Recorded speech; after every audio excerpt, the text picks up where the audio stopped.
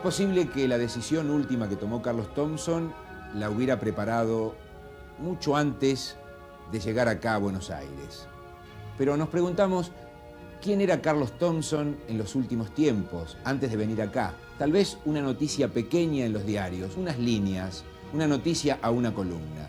Carlos Thompson, el galán, el actor, la figura, el que no quería ser olvidado, volvió a la Argentina y volvió a ser aquel Carlos Thompson que había sido cuando trabajaba con María Félix, con Zuli Moreno, con todas las grandes estrellas del cine a comienzos de los 50 y cuando era el gran rostro para la posteridad y debió irse a triunfar o a lo que fuera en Hollywood, en Europa y en algún otro lugar.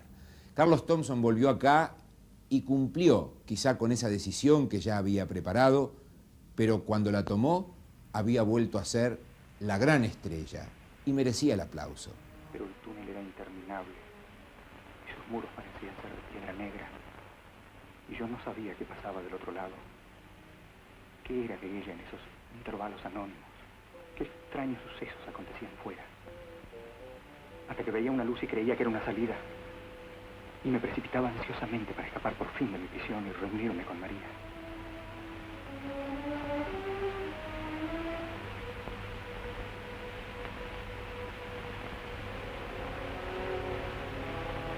Pero solo encontraba el muro. El muro, el muro. Y otras veces, en alguna extraña ventana, veía a ella, a María, que me miraba con un rostro triste y silencioso, a través del cristal. Pero no podía ni siquiera tocarla con mis manos, como si estuviera en otro mundo, hasta que se desvanecía, desapareciendo en mi vista. Juan Carlos Mundín Shafter Thompson. ¿Todo eso? Todo eso, pero quedó y queda para siempre Carlos Thompson, que es legalizado como mi nombre oficial. Pero quizá interese o recuerde para el espectador interesar los nombres Mundín, Shafter, ¿de dónde provienen? Son todos nombres de familia, ¿verdad? Del lado paterno y materno. Entonces, cuando yo empecé a escribir y a publicar, hice un experimento, quise diferenciar mi vida de escritor de la de actor, pero no funcionó. Yo era conocido como Carlos Thompson, entonces abandoné la cosa de Mundín Shafter y quedé Carlos Thompson, que es mi nombre, es mi identidad total. O sea que no es un nombre de galán. No, es un nombre de familia. Pero también es un nombre de galán. ¿Pensás que el público no opina lo mismo? Bueno, eso es problema del público, pero lo es, sí, en efecto.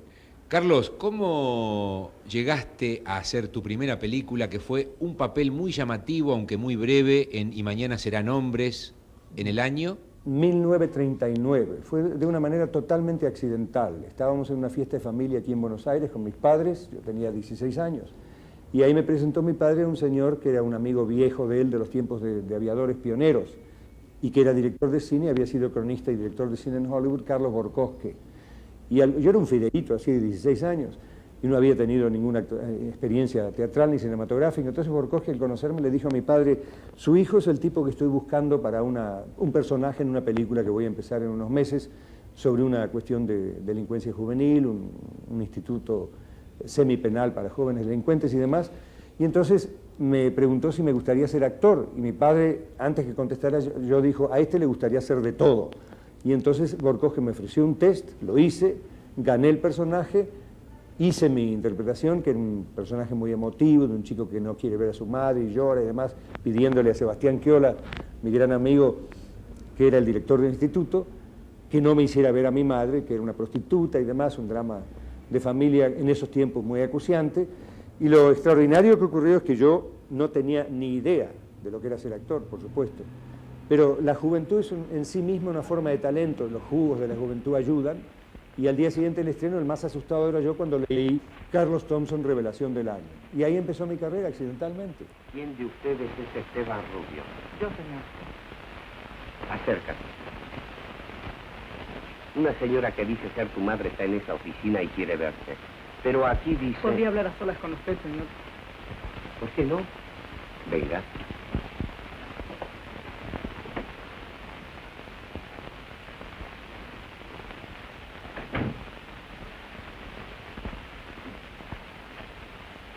Explícate. Yo no tengo madre, señor. ¿Y esa señora? Tendría que contarle. Cuéntame, te escucho. Yo vivía en Bahía Blanca, señor. Mi madre se vino a Buenos Aires apenas nací yo. Mi padre murió, me cuidaban unos parientes. Un día, hace 4 meses, mi madre me escribió desde aquí. Había ganado mucho dinero, decía, y quería verme. Me mandó para el pasaje. Me vine feliz de encontrarla, de tener madre otra vez. Adelante, no tengas temor. La encontré tan bonita, tan elegante, vivía tan bien. Pero todo era tan raro en la casa, el ambiente, los amigos. Comencé a comprender. Yo no soy un niño, señor.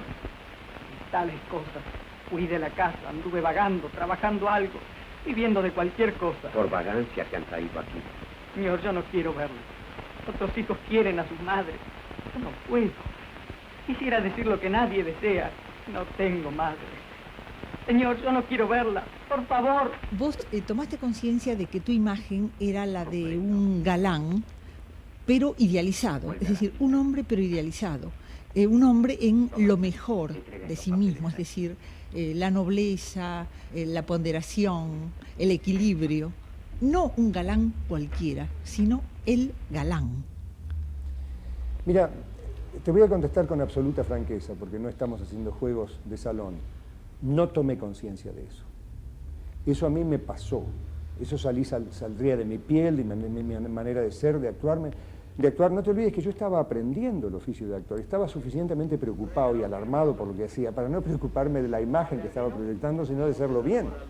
Como decía Spencer Tracy, llegar puntualmente, saber el diálogo y no golpearse contra los muebles. Entonces, yo hacía lo mejor que podía. Y eso que se me atribuye después, me vino después como eco de mi trabajo. Yo no era consciente de eso en absoluto en ese tiempo. Y a mí me encanta la imagen, es muy agradable, pero, repito, no tenía eso que habría quizás resultado en vanagloria, no existía. Yo trabajaba como un caballo para aprender.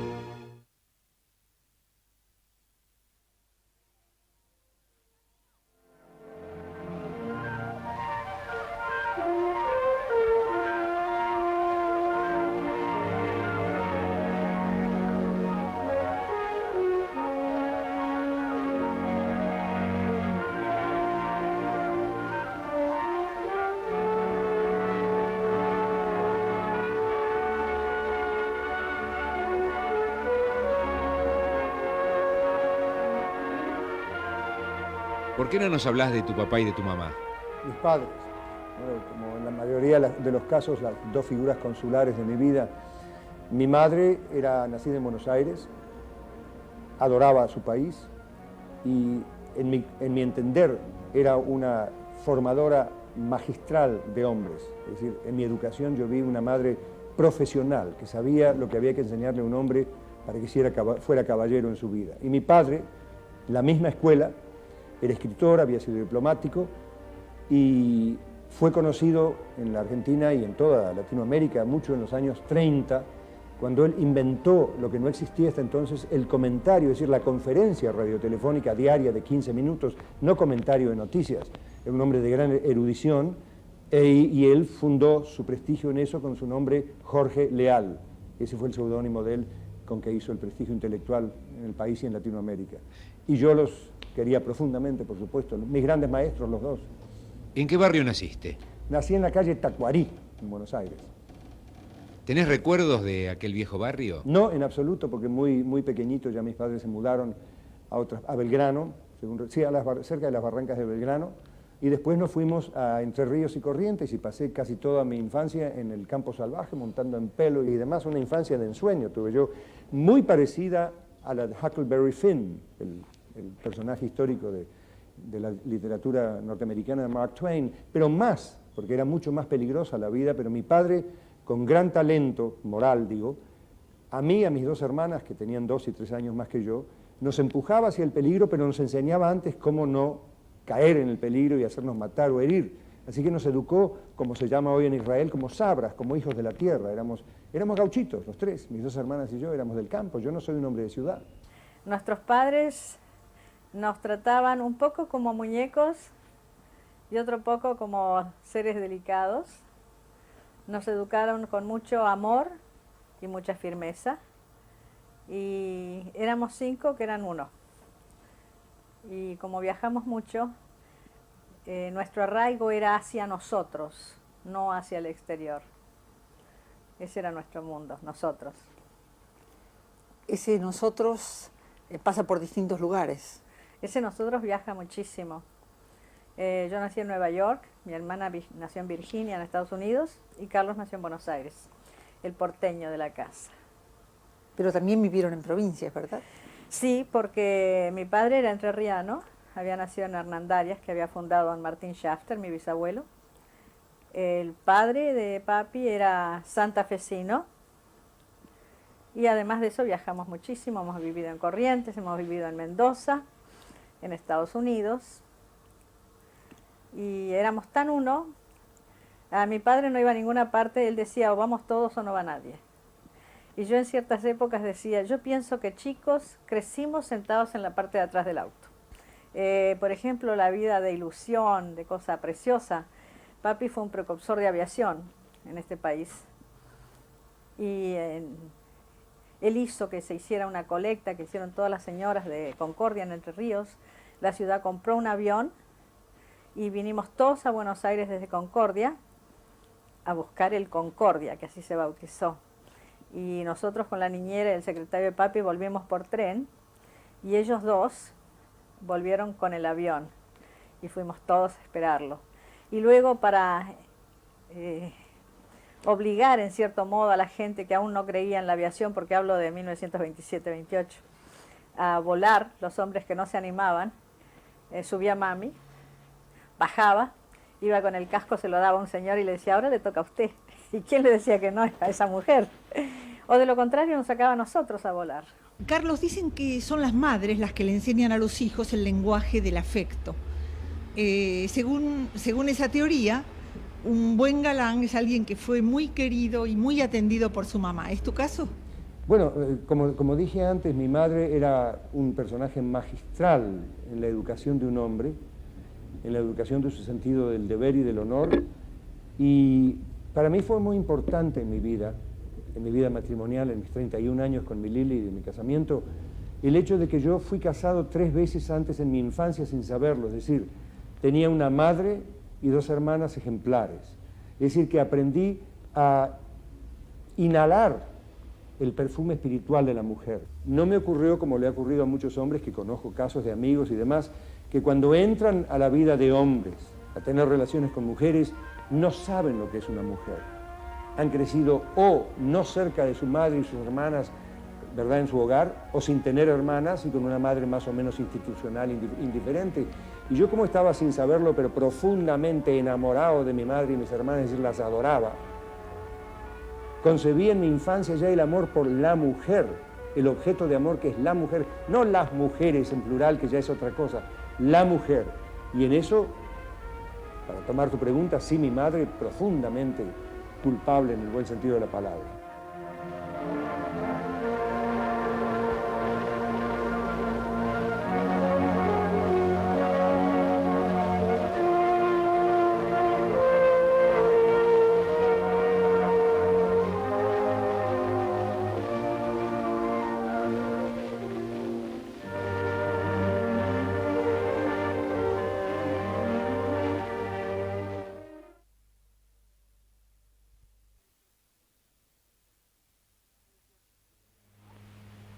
Buenas noches, doctor.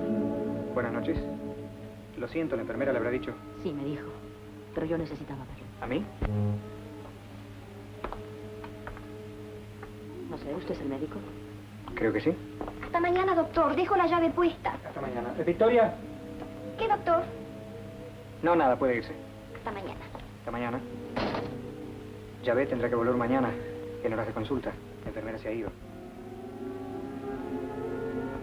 Si yo le asegurara que su ayuda me es indispensable ahora mismo. Hasta hoy he creído que los médicos se deben a los seres humanos que necesitan de ellos. ¿Quiere sentarse en la camilla, por favor?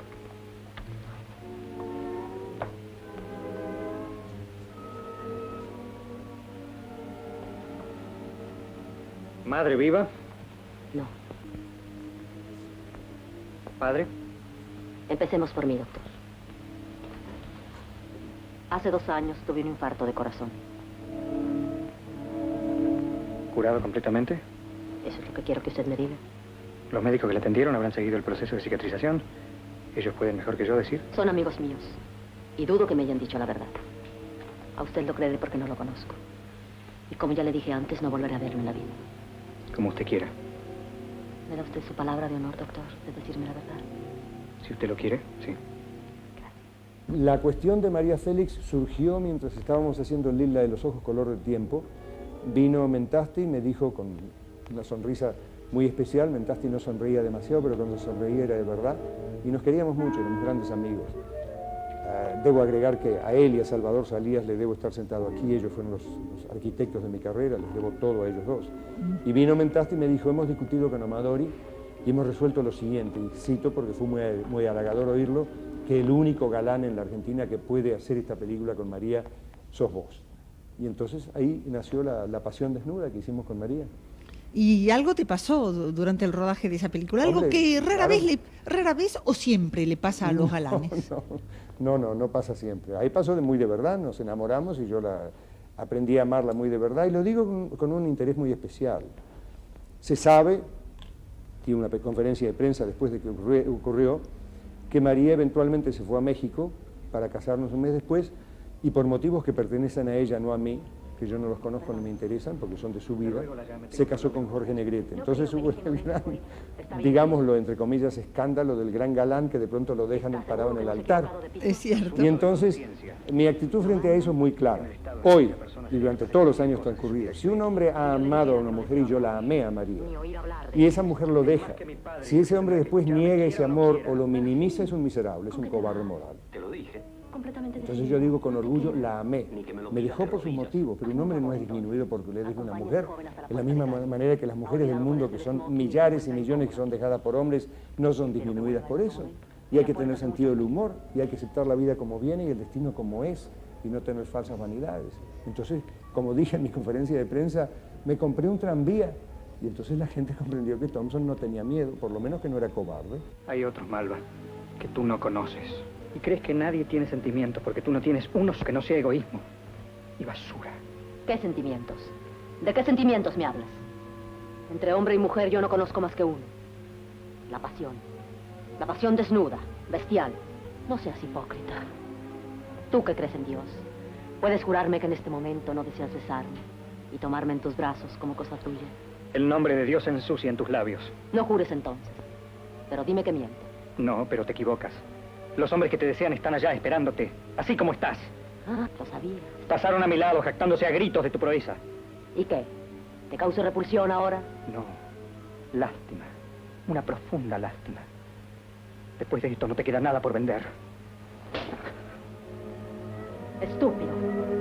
Mira. ¿Qué creías tú? Yo prometo todo. Pero solo doy lo que quiero. Cuando quiero y a quien quiero. ¿Pero por qué? ¿Por qué? Porque no creo en ti. Este es mi tormento. Queriéndote como te quiero, debo huir para no odiarte. Pero no te reprocho nada, Mirta. Llegué demasiado tarde a tu vida. Soy yo quien tiene la culpa de todo. Si alguna culpa existe en exigir tanto, a cambio de tan poco como pude ofrecerte. Estás harto de mí. Por eso huye. Te equivocas. No sabes qué agradecido debo estarte. Tu pequeñez me ayudó a crecer. Tu debilidad me dio fuerza. Tu ceguera me enseñó a ver lejos. Mira, conocí a Carlos cuando tuvo un pequeño papel en Los Pulpos. Hacía el actor que representaba una obra de teatro precisamente en el Cervantes. Como no teníamos escena juntos, no lo traté mucho. Él estaba más cerca de Escalada. Pero después cuando filmamos Abuso de Confianza, ahí sí, porque el trato era diario, era un amigo, pero encantador. Habíamos hecho un grupo muy lindo con Manuel Collado, que lo recordó mucho cuando nos encontramos en la entrega de premios de los cronistas, con María Armán. Y bueno, posiblemente el tipo de película con muchos exteriores, con un trabajo muy tranquilo, muy bien. Él era muy obsesivo en cuanto a querer seguir ensayando, seguir aprendiendo la letra, seguir machacando. Vos me estabas contando que fueron varios los que participaron y que la conversación fue muy animada. ¿Podés recordar algo? Mira, fue muy animada porque, bueno, recordamos cosas además de trabajo, recordamos también cuando nos encontramos en el año 58 en Berlín, cuando presenté Los dioses ajenos, una película que tuvo mucho éxito, por suerte, en la presentación en el festival. Se presentó Carlos con Lili Palmer, fue muy cariñoso, realmente se sentía muy contento de poder participar de ese momento argentino. Y como Lili al día siguiente viajaba a Múnich, que era donde vivían ellos, Carlos a la noche siguiente nos invitó a mi hermana Pepi y a mí a comer. Entonces, bueno, charlando por supuesto de Argentina, del trabajo que tenía, de los planes que tenía él. Planes no solamente de cine, sino también de libros. Le encantaba escribir, escribía muy bien. Y yo creo que la gran pasión de los dos, de Lili y de Carlos, fue esa: actuar y escribir. Laura, no he podido felicitarla todavía. Gracias. Quiero decirle tantas cosas. Si usted pusiera un poco de fe en mis palabras. Sé que es usted un buen amigo. Pero no quiere escuchar mis sentimientos. ¿Por qué? No se defienda de mí. No es el amor que entra por los ojos, sino el que nace en el corazón. Míreme, Laura. ¿Cree que puedo mentirle?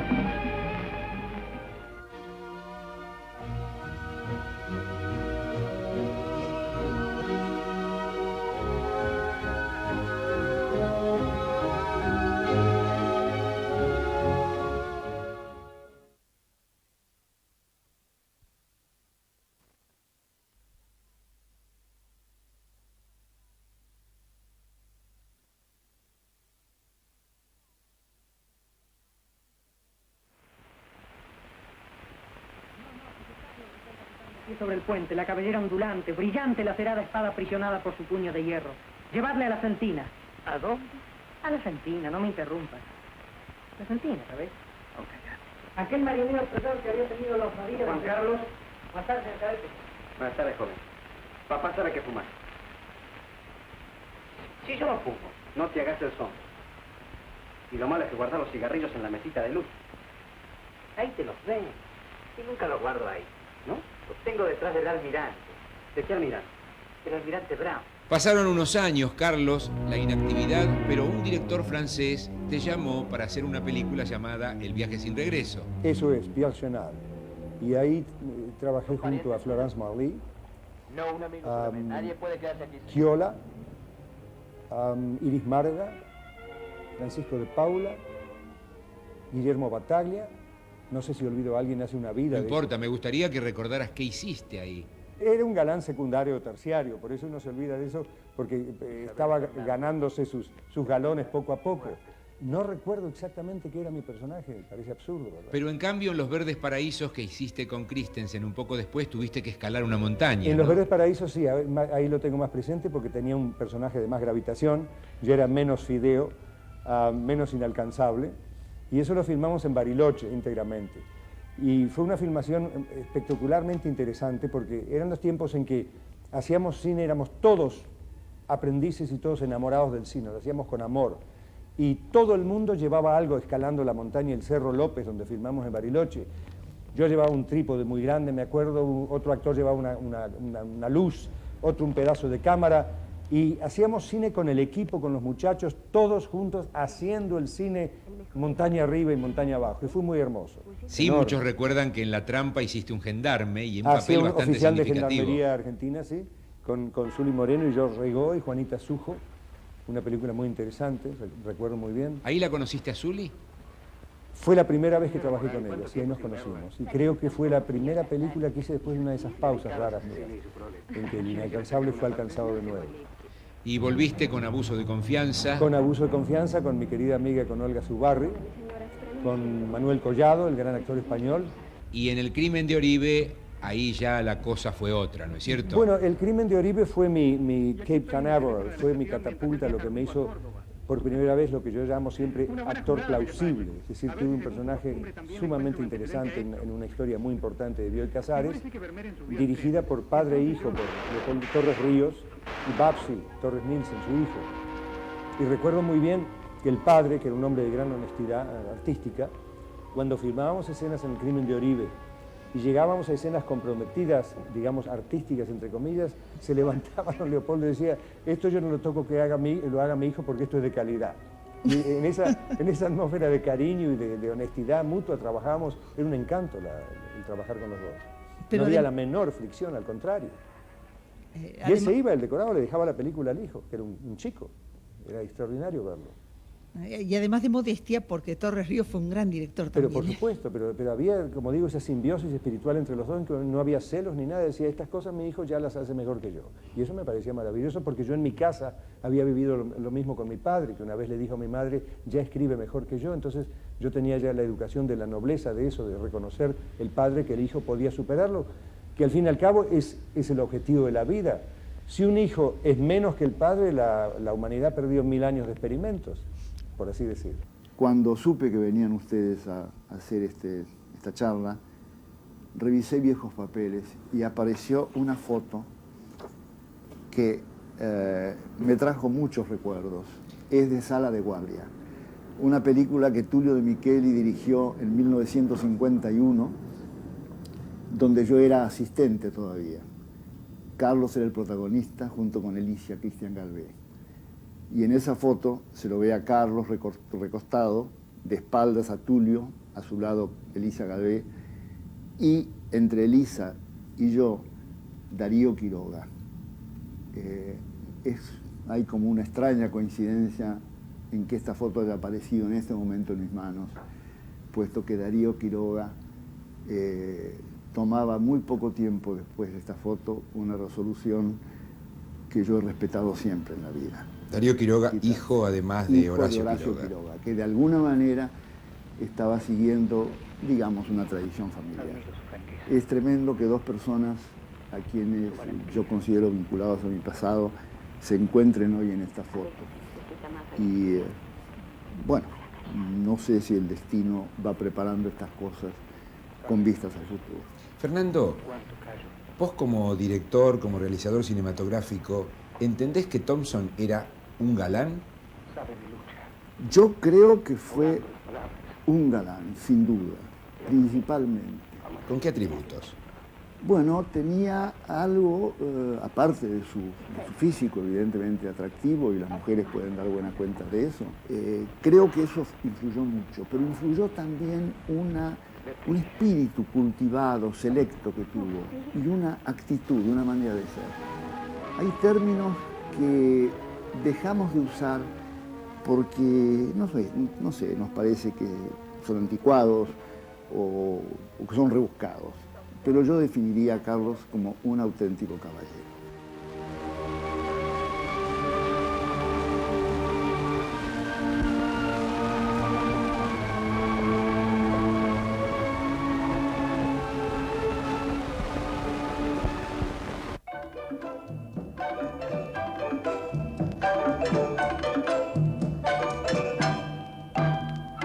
Sí, señor.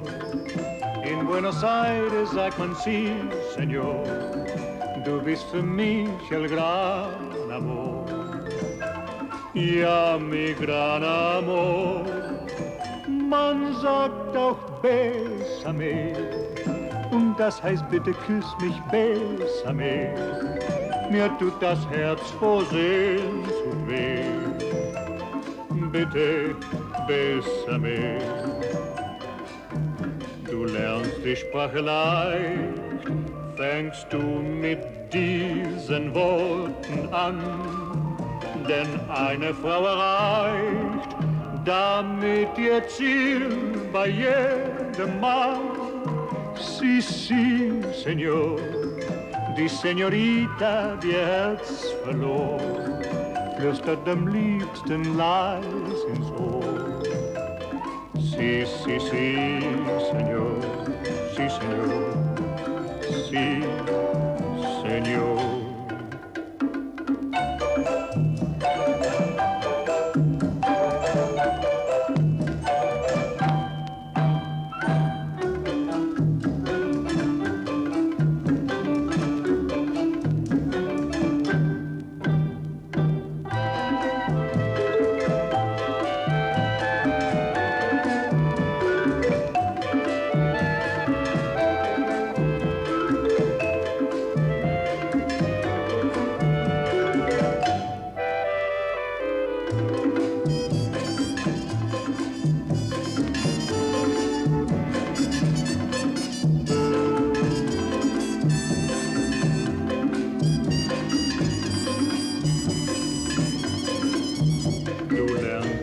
Leicht, fängst du mit diesen Worten an.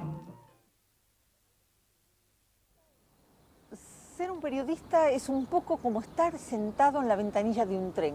Uno ve pasar los paisajes a una gran velocidad. Pasan personas, pasan acontecimientos y casi no nos dejan ningún rastro. Muy pocos se recuerdan con el pasar del tiempo. Y uno de esos pocos fue para mí Carlos Thompson. Yo lo conocí durante la filmación del crimen de Oribe, cuando hacía Mis Pininos como periodista hace 40 años. Y bueno, me ha dejado el recuerdo de su voz cálida, de su mirada fraternal, de su buena disposición.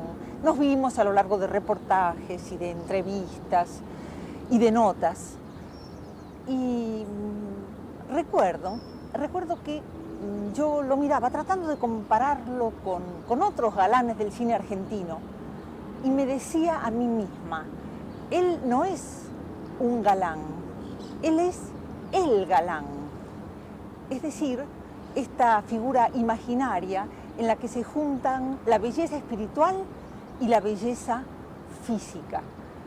Ha habido actores mejores y peores que Thompson, ha habido galanes mejores y peores, pero si esto puede ser considerado como un mérito, yo creo que es él el que ha quedado incorporado a la memoria del cine argentino como el galán.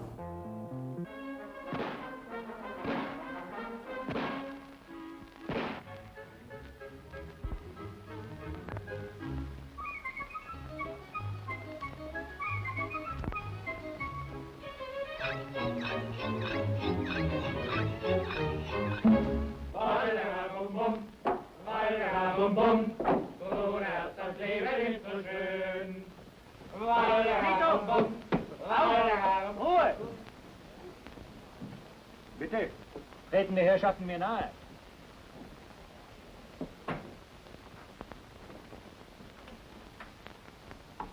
Komtesse, aus Ihrer Erscheinung sehe ich, Sie sind eine kluge Frau. Sie haben überlegt, Sie machen keine Schwierigkeiten. Monsieur oder Herr Räuber oder wie wollen Sie angeredet werden? Das ist unser Hauptmann, du Fatzke. Ich bin Baron Sperle. Ich beziehe Einkünfte aus mehr als 50 Dörfern. Ich weiß, Herr Baron. Ich bin auch Räuber. Mit welchem Recht verlangen Sie Geld für meine Braut?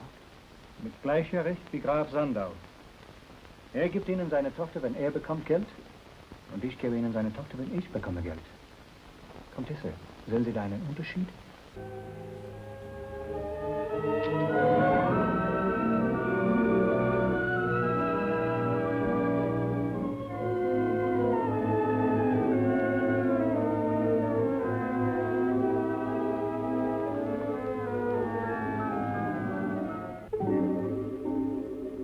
Por aquella época se hablaba de dos galanes argentinos en Hollywood. Fernando Lamas, que se había ido un poco antes, y Carlos Thompson. ¿Tuviste oportunidad de conocerlo? Pero claro, Fernando se fue 5 años antes que yo. Cuando él se fue yo todavía estaba en la incubadora, estaba verde, ¿verdad? Estaba en esos años indefinidos que yo dije, el inalcanzable.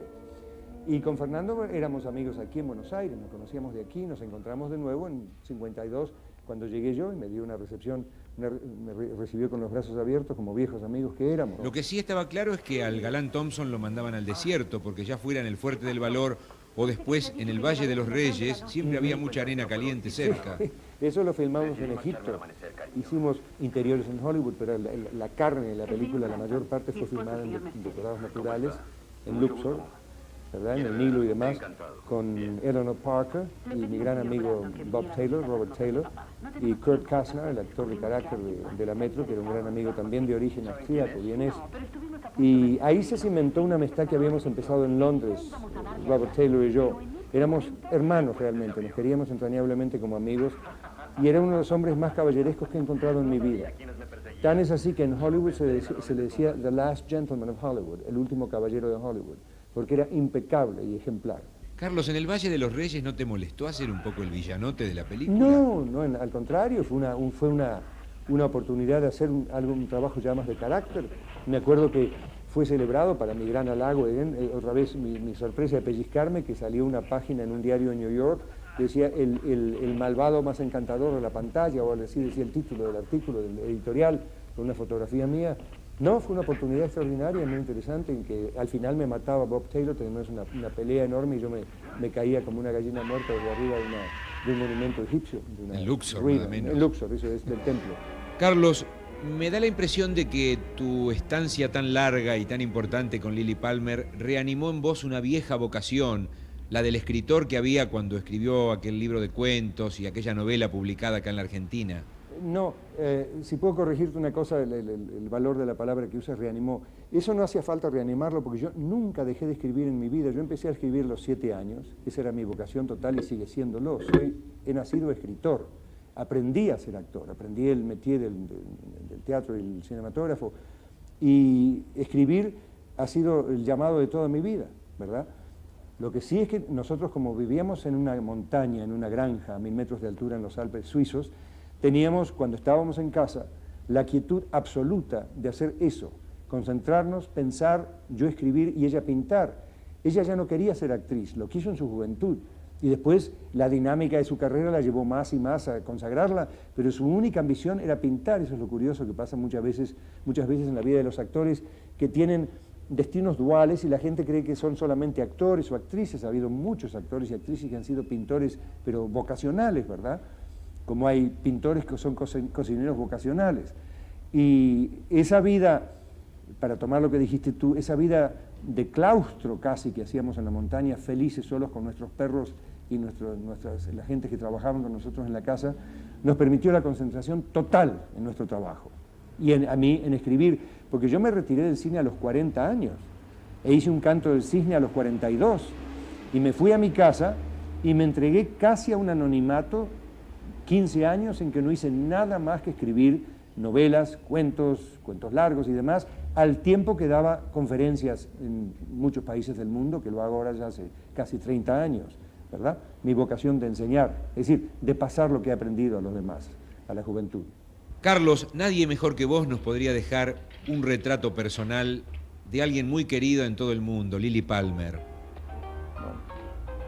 Es mi vida y mi destino. Lily fue la mujer total. Durante 31 años, la perdí hace 4 años.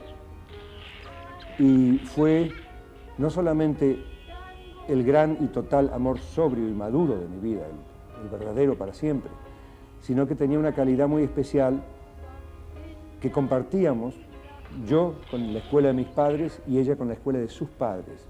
Es decir, 2 semanas después de empezar a vivir, a hacer nuestra vida juntos en Londres, en el 54, le dije, tú podrías ser la hija de mi padre. Y ella me dijo, y tú podrías ser el hijo de mi padre. Es decir, nos reconocimos como viniendo, éramos 2 plumas de un mismo pájaro, veníamos del mismo nido, de la misma disciplina, de la misma educación, de los mismos valores. Y entonces, cuando se desarrolló nuestra vida, nuestro destino común, que era uno, éramos una persona, era una cosa maravillosa nuestra vida. No estoy contando fábulas de Walt Disney. En mi matrimonio era un matrimonio sano y normal. Había las peleas, los enojos, los golpes de puerta, generalmente papá el que las golpeaba. Un matrimonio normal y sano. Pero, volviendo a Lily, la mujer total, tan, como decía el poeta Rilke, el austríaco, decía, hay amores que son como una madre y una muerte. No se los puede reemplazar.